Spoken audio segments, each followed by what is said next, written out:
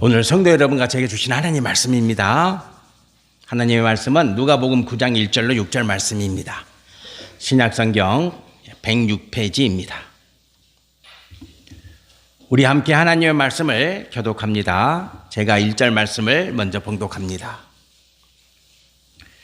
예수께서 12 제자를 불러 모으사 모든 귀신을 제어하며 병을 고치는 능력과 권위를 주시고 하나님의 나라를 전파하며 앓는 자를 고치게 하려고 내보내시며 이르시되 여행을 위하여 아무것도 가지지 말라. 지팡이나 배낭이나 양식이나 돈이나 두벌옷을 가지지 말며 어느 집에 들어가든지 거기서 머물다가 거기서 떠나라. 누구든지 너희를 영접하지 아니하거든 그 성에서 떠날 때에 너희 발에서 먼지를 털어버려 그들에게 증거를 삼으라 하시니 제자들이 나가 각 마을에 두루 다니며 곳곳에 복음을 전하며 병을 고치더라. 아멘.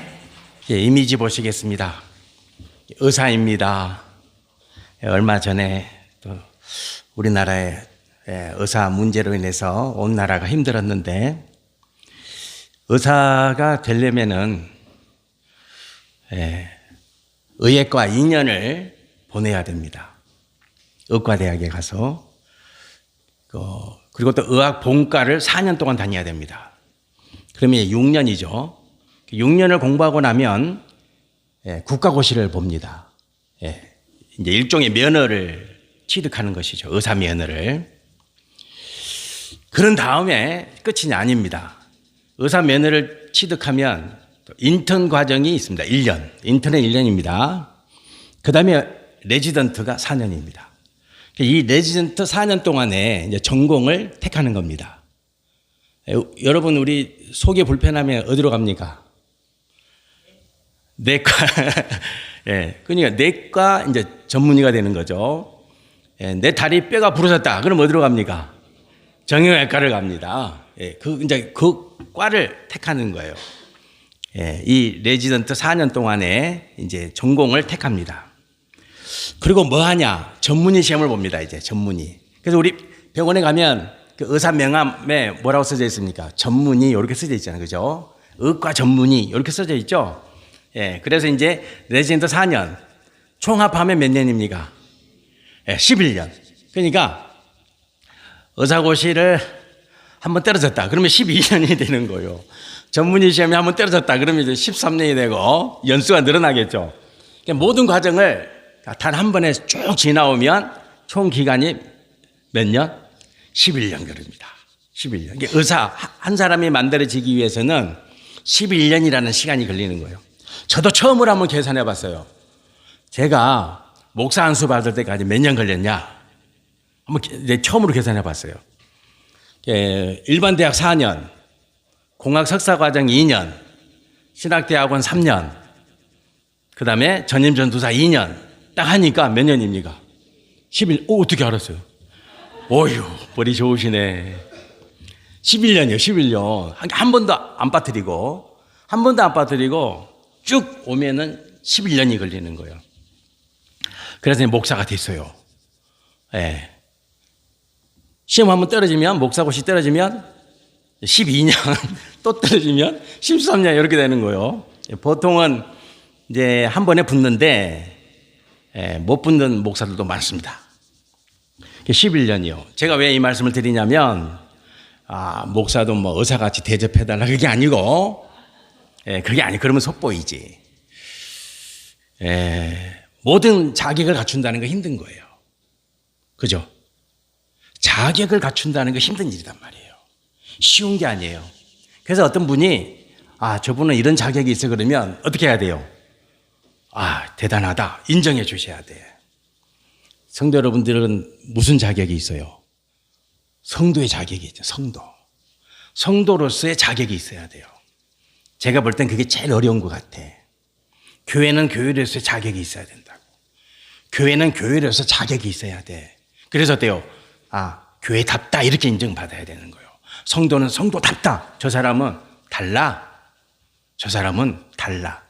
창성교회 성도대 달라. 이러면 모든 건 다 해결되는 거예요. 그죠? 자격을 갖춘다는 건 힘든 일이지만 우리는 성도의 자격을 갖추는, 그리고 이미 갖춘 그런 하나님 백성 되시기를 축복합니다. 나는 성도다, 성도. 그것보다 더 귀하고 소중한 자격은 없습니다.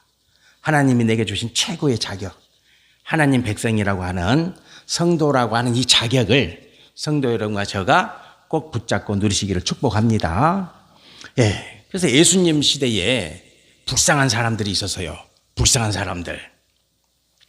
우리가 말씀을 통해서, 사복음서를 통해서 예수님이 살았던 삶의 내용이 기록되어 있잖아요. 사복음서에는. 우리가 예수님이라고 하는 하나님의 아들, 독생자, 그분에 대한 행적은 오직 사복음서를 통해서만 알 수 있어요. 그죠? 바울은 예수님을 만나본 적이 없어요. 본 적도 없어요. 그래서 우리가 바울 서적을 통해서는 예수 그리스도의 간접적인 모습을 엿볼 수는 있는데, 예수님과 같이 살을 맞대고 같이 자고 같이 먹고 같이 마시고 예수님의 3년 동안 공생의 사역을 함께 경험했던 제자들의 삶의 발자취, 예수 그리스도의 삶의 자취가 녹여 있는 말씀은 사복음서예요. 사복음서가 너무 중요하죠. 복음서 중에 복음서죠.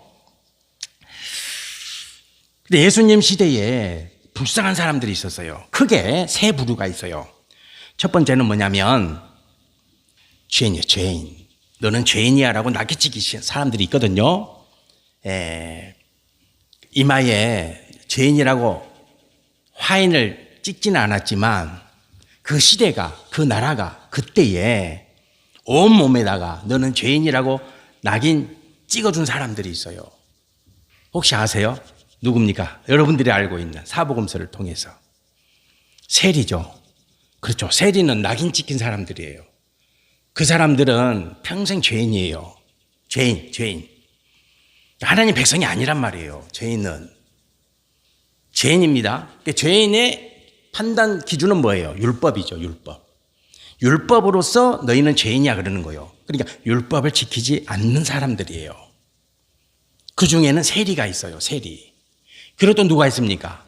목자. 목자는 안식일을 지킬 수가 없잖아요. 양을 돌봐야 되기 때문에. 안식일을 지킬 수가 없는 사람이에요. 목자는 대표적인 사람, 목자. 목자도 죄인이요. 예수님이 이 땅에 오셨을 때 천사들이 가장 먼저 찾아간 사람이 누구예요? 목자죠.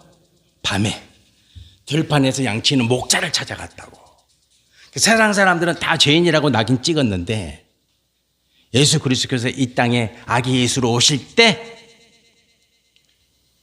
가장 먼저 찾아가서 아기 예수의 탄생을 천사들로부터 들었던 사람들은 누구예요? 목자라는 이거예요. 죄인들이었다니까. 충격받으셔야 돼요. 우리가. 또 있죠. 또 누가 생각납니까? 또 누가 생각나세요? 죄인 그러면 창녀. 그죠? 창녀죠. 그래서 예수님이 창녀를 데리고 와가지고 야 이거 어떻게 할 거냐. 율법으로서는 돌을 때려서 죽여야 되는데 당신이라면 어떻게 하겠느냐. 그때 예수님이 뭐라 그랬어요? 그 죄 없는 자가 치라 그러잖아요. 죄인이거든요. 돌에 맞아 죽어야 돼요. 창녀는. 그런데 예수님이 죽이지 마라. 살리잖아요. 살려요. 그런 죄인이 있었어요. 그 마태복음 11장 19절 말씀 보시겠습니다. 인자는 와서 먹고 마시며 말하기를 보라 먹기를 탐하고 포도주를 즐기는 사람이요 세리와 누구의 친구라고요? 죄인의 친구. 예수님은 그들과 어울렸어요. 창녀들하고도 격의가 없었어요. 예수님은 그런 분이었어요. 예수님은 그렇게 지냈어요. 창녀의 집에 가서도 밥을 먹었어요. 놀랍지 않습니까?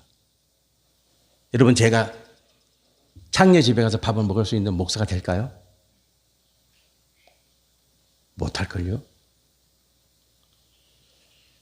예수님은 그렇게 그 시대에 그렇게 하셨단 말이에요.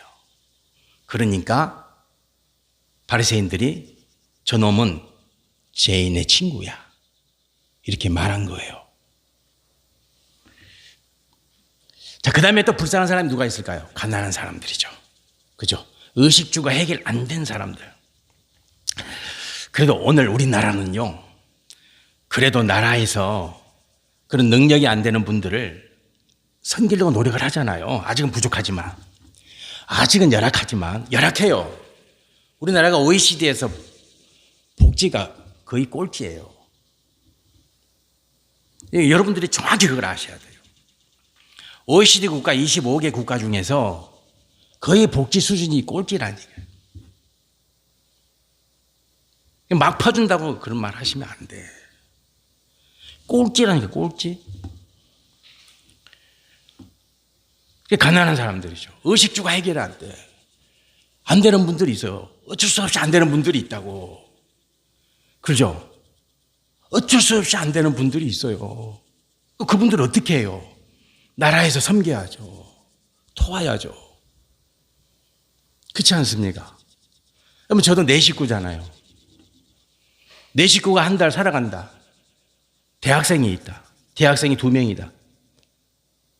그러면 한 달에 우리가 생활비가 얼마 들어간다는 건 다 알잖아요. 그렇죠? 다 아시잖아요. 가정을 꾸리니까. 근데 그게 안 되는 사람들이 많죠. 안 되면 어떻게 돼요? 빚을 내야 되잖아요. 대출을 받아야 되잖아요. 빚도 대출도 받을 수 없는 그런 환경과 상황에 몰린 사람들이 많죠. 많습니다. 우리나라에 많습니다. 너무나 많습니다. 어떻게 해요? 나라에서 돌봐야죠. 그렇지 않습니까? 그분들을 누가 돌볼 거예요? 그죠? 교회가 커서 우리나라에 있는 대형 교회들이 다 그런 데 마음을 쏟고 불쌍한 사람들을 돌보고 그러면 얼마나 좋겠어요. 그죠? 서울에서 가장 큰 교회 여러분 다 아시죠? 제일 앞에 뭔 자가 들어갑니까? 잘 모르십니까? 우리나라 제일 비싼 교회가 어디예요? 잘 모르세요? 가르쳐드려? 그럼 모르면 안 되지. 목사 사례비가 14억입니다. 특활비 1년에 목사가 쓸 수 있는 특활비가 30억입니다. 그러나 시골에 미자립 교회, 우리는 그래도 자립교회입니다. 우리는 자립교회예요. 이 땅에 미자립 교회들이 얼마나 많습니까? 그 미자립 교회 하나 살리지를 못해요. 정신 차려야죠. 우리가 성도 여러분들 정신 바짝 차려야죠. 정신 바르게 차려야죠. 그런 목사들 유튜브 동영상 듣고 은혜 받습니까? 정신 차립시다. 은퇴해서 아방군같이 그렇게 만들어 놓고 말이죠. 자기는 자기의 교회를 한 바퀴 도는데 아침에 일어나서 산책을 한대. 산을 사서 잘 만들어 놨어. 그 땅을 밟고 아침에 산책을 한대. 1시간 걸린대. 제 입에서 욕이 나오더라도 이해를 하세요. 그런 목회자 설교를 듣고 은혜를 받습니까?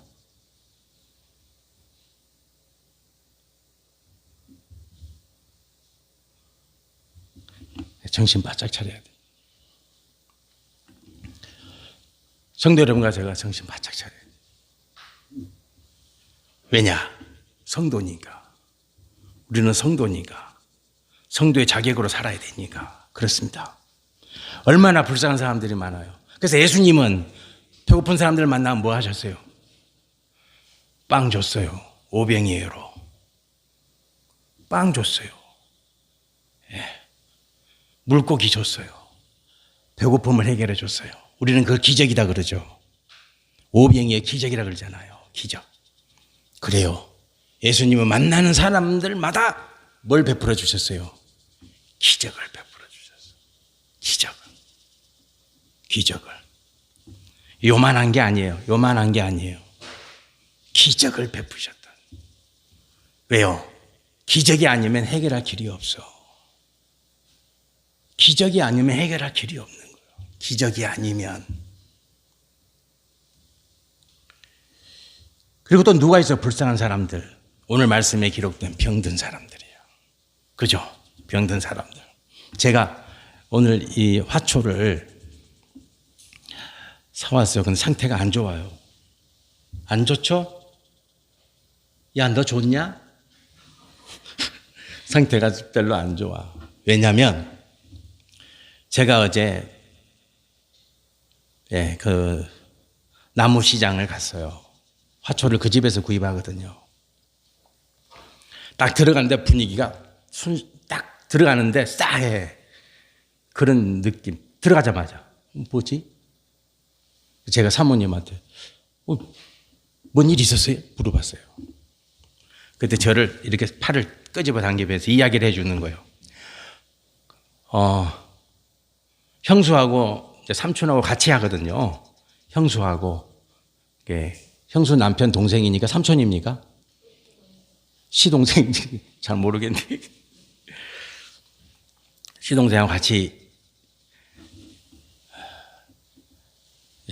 그 가게를 꾸리고 있는데 지난주에 급성 뇌경색이 왔대. 40대 중반쯤 되는데 들어가자마자 딱 뭐지? 느낌이 이상한 거예요. 그 뇌경색이 왔는데 시간을 좀 지체한 거야. 왜냐하면 평상시 이상한 낌새를 쳤다는 거예요. 왜냐하면 그분이 이제 식물 전공이니까 다 알거든요. 이거는 뭐고 저거는 뭐고 물어보면 다 가르쳐줘요. 저는 다 가르쳐줘도 다 잊어버리죠. 제 전공이 아니니까. 물어는 보는데 듣는데 다 잊어버려. 또 물어보고 또 물어보고. 가격도. 근데 이제 갑자기 생각이 안 나는 생각이 나무 이름도 생각이 안 나고 식물 이름도 생각이 안 나고 이게 얼마인지 가격도 생각이 안 났다는 거예요. 그래서 형수한테 내 요즘에 더위를 먹었나 그랬다는 거예요. 그런데 급성 뇌경색이 온 거예요. 여러분들 낌새를 잘 차야 돼요. 아셨죠? 낌새를. 병든 사람들은 어때요? 빨리 병원 가야 되죠. 그래서 이제 그나마 빨리 조치를 취해서 한 80%는 정상으로 돌아왔어요. 아직 20%는 안 돌아온 거예요. 형수가 그 여자 사장님이 내가 조금 더 일찍 알았으면 하루라도 더 빨리 그랬으면 아무런 문제가 없는데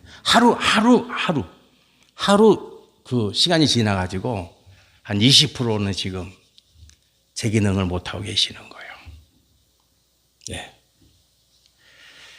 성도 여러분들, 지금은 의학이 발달해서 병은요, 빨리 발견하고 빨리 찾으면 웬만한 거 다 고칩니다. 그죠? 낌새를 잘 차리셔야 됩니다. 그런데 예수님 시대 한번 생각해요. 예수님 시대를 한번 조선시대도 아닙니다. 고려시대도 아닙니다. 고구려시대도 아닙니다. 그 훨씬 이전이죠. 그죠? 그잖아요. 예수님 시대라는 것이. 우리가 예수님 시대 그러면 너무 친밀해가지고 뭐 이웃과 같은 느낌이 드는데 그렇지 않아요. 2000년 전이라니까. 2000년 전.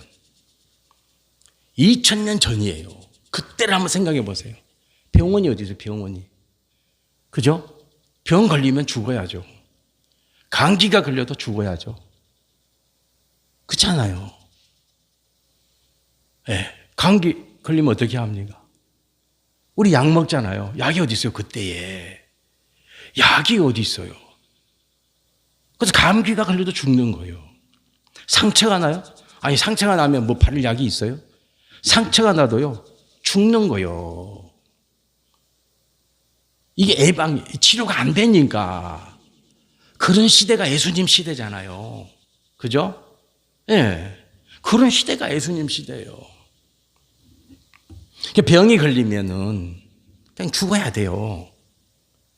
얼마나 불쌍해요. 오늘 이 시대에는 약 하나 먹으면 낫고 바르면 치유되고 병원 가서 싸매면 고침을 받는데 이때 당시는 그게 안 되잖아요. 가장 불쌍한 사람들 중에 불쌍한 사람이 누구예요? 병든 자죠. 우리 쪼코가 아파요. 황태를 그리 좋아하거든요. 근데 2, 3일 전부터 황태를 안 먹어요. 아, 이제 마지막 때가 왔구나. 제가 매일 기도해 주고 있어요. 쪼코야, 내가 너 보니까 너 진짜 용감하다. 잘 견디고 있다. 잘 참고 잘 견디자. 왜? 수술이 안 되니까. 수술 안 해주는 게 아니라 안 되니까. 어쩔 수 없는 상황이니까 매일 기도해 주고 있어요. 아픈 건 불쌍한 거예요. 그죠? 우리 인생도 그럴 거예요. 네. 우리 인생도 때가 되면 그런 날이 오겠죠. 이렇게 해도 안 되고 저렇게 해도 안 되는 상황이 오겠죠. 그죠? 와요. 그런데 예수님 시대는 달라요. 그런 거하고 다른 거예요, 지금. 오늘 이 시대에 고칠 수 있는 대부분의 병이 그때는요, 못 고쳐요. 못 고칩니다. 불쌍하죠.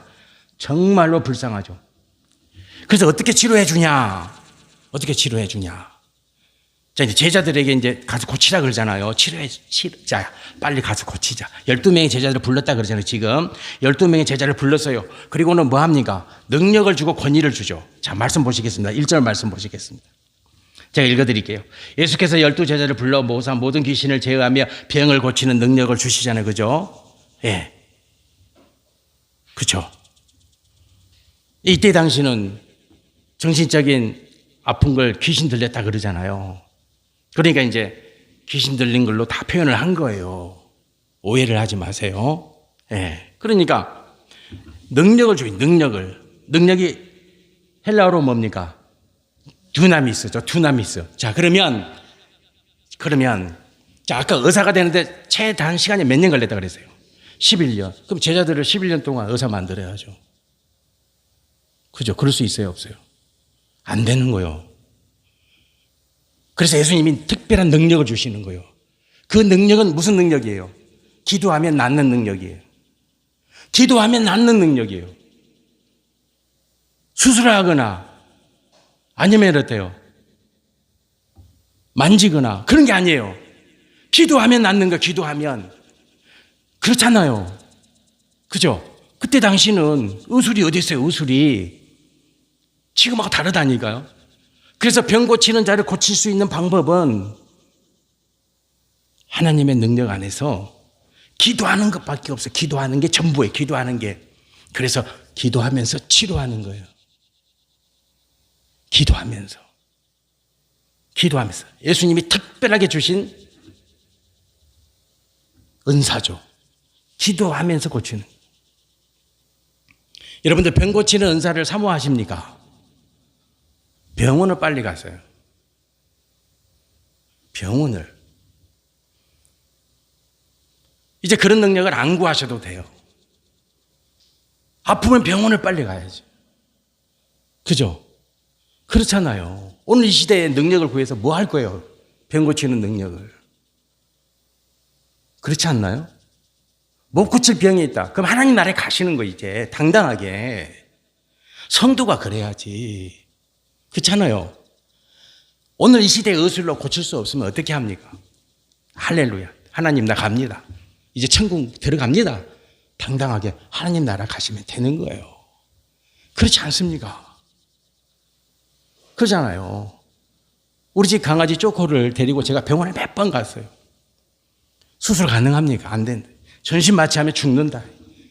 해줄 수가 없는 거예요. 해줄 수가. 돈이 많이 들어도 수술이 가능하다 그러면 해줄 수 있죠. 당연히 해야 되고. 근데 안 된다는 거예요. 안 되면 어떻게 합니까? 때를 기다려야죠. 그죠? 그러는 겁니다. 그러나 예수님 시대는 아니죠. 예수님 시대는. 그래서 제 아들에게 특별한 능력을 주시는 거예요. 고치는 능력, 두나비스를 주는 거예요. 그리고 또 하나 있죠. 또 뭘 줍니까? 권위를 줘요, 권위를. 자, 1절 말씀 다시 한번 보시겠습니다. 예수께서 12제자를 불러 모으사 모든 귀신을 제하는 병을 고치는 능력을 주시고, 그 다음에 뭘 주셨어요? 권위예요, 권위. 권위는 뭐냐? 권위가 뭡니까? 이거 헬라어로 엑수시아. 의미가 뭡니까? 순종하게 만드는 거, 순종하게. 이게 없으면 안 되죠. 성도 여러분들, 자, 보세요. 제가 목사잖아요. 하나님 말씀 선포하잖아요. 하나님은 목사에게 뭘 주십니까? 권위가 있어야 돼요. 권위가 있어요. 권위가. 순종하도록 만드는 영적인 힘이에요. 예수님의 제자들이 뭐 하는 사람, 대부분 뭐 하는 사람입니까? 어부가 병 고친다 그러면 사람들이 뭐라 그러겠어요? 니나 고쳐라 이놈아. 예수님의 제자들 다 오대산이 다 알잖아요. 예수님에 대해서도 다 알잖아요. 사람들이 뭐라고 말합니까? 아우 나사렛 예수. 야, 나 너 아버지 누군지 알아. 너 어머니 누군지 알아. 너 형제들 다 알아 나는. 그렇게 말하잖아요. 무시하잖아요. 예수님의 권위를 인정하지 않잖아요. 어떤 능력도 안 일어납니다. 성도 여러분. 그래서 예수님이 제자에게 뭘 주십니까? 권위를 주신 권위를. 어부지만 어부가 병을 고치면 순종하는 아멘하는 권위를 주시는 거예요. 권위. 성도는 뭐가 있어야 됩니까? 권위가 있어요. 권위가 있어야 돼요. 권위가 있어요. 가정에서 권위가 있어야 돼요. 그죠? 남편은 권위가 있어요. 아내의 권위가 있어야 돼요. 교회도 마찬가지죠. 목사는 목사의 권위가 있어야 돼요. 성도는 성도의 권위가 있어야 돼요. 엑수시아, 권위를 사모하세요. 권위를 인정하세요. 성도 여러분, 주님은 두 가지를 같이 주세요. 능력과 권위를 주시는 거예요. 권위를 안 주면 능력이 안 일어나요. 죄송하지만. 순종하지 않는 곳에 어떤 능력도 안 일어나는 거예요. 그래서 예수님은 제자들에게 능력과 두나미스와 그리고 권위, 엑소시아를 주시는 거예요. 아멘. 제자의 말에 그가 어부인데 그럼에도 불구하고 그가 선포하고 그가 기도하면 기도의 말에 아멘하는 권위를 주셨던 거예요. 성도 여러분과 제가 이 능력과 권위의 축복을 온전히 누리시기를 축원드립니다. 성도 여러분들 이제 마무리하겠습니다. 자, 그러면 왜 제자들에게 병을 고치게 하시는가? 왜 두나미스와 엑수시아 능력과 권위를 주셨는가? 뭐라고 말씀에 기록되어 있습니까? 2절 말씀 보시겠습니다. 2절 말씀에 하나님의 나라를 전파하며 앓는 자를 고치게 하려고 내보내시며 이렇게 말씀이 기록되어 있죠. 뭡니까? 하나님 나라요. 이걸 뭐라 그래요? 복음 그르는 거예요. 복음 그르는 거예요. 자, 성도 여러분들, 예수님이 복음 전했어요. 뭘로 전했어요? 기적.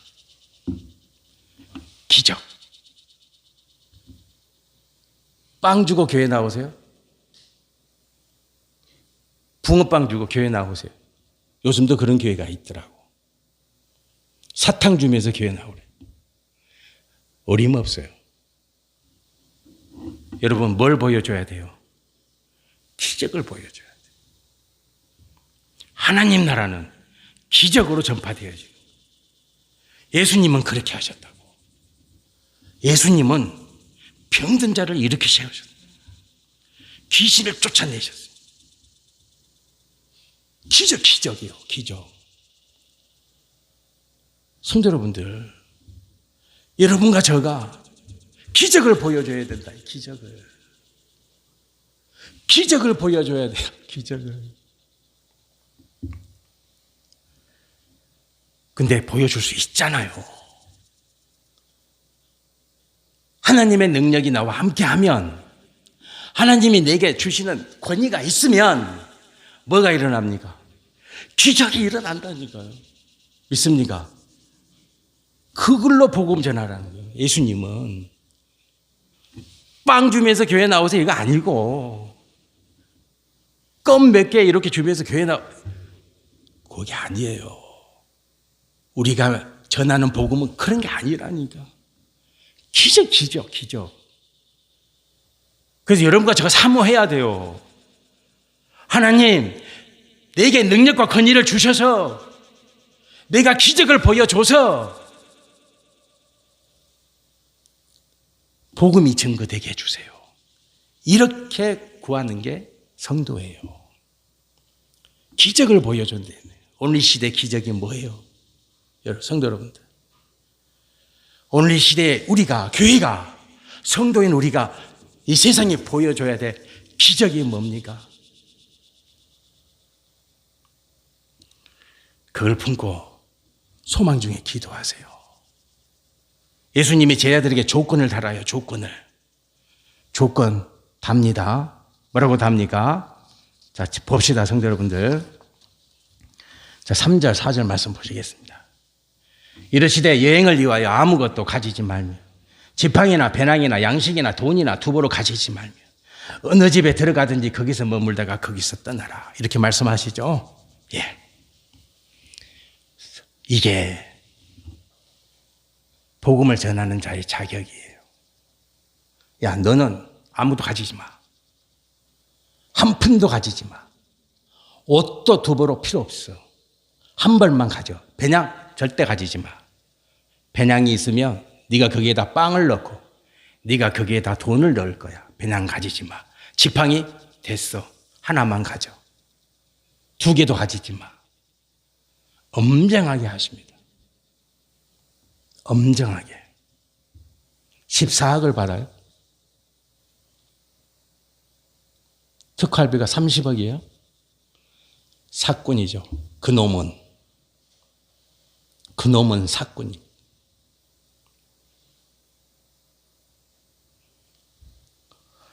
성도 여러분들, 바르게 신앙생활 합시다.